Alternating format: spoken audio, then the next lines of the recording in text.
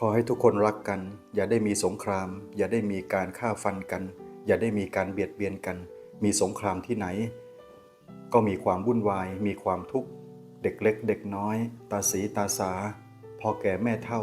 คนหนุ่มคนสาวไม่ได้ทำงานทำการทุกอย่างเป็นไปแบบไม่ดีสงครามที่ใดล้วนแต่มีความวิบัติมีภัยที่นั่น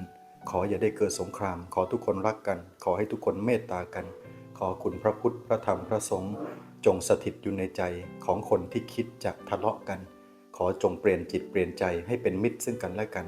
รักกันเราทุกคนล้วนมีเกิดแก่เจ็บตายทุกคนล้วนมีทุกข์สุขเหมือนกันขอให้ทุกคนจงรักกันอย่าเกิดสงครามอย่าทะเลาะกันขอจงเป็นมิตรที่ดีซึ่งกันและกันเปลี่ยนจิตเปลี่ยนใจ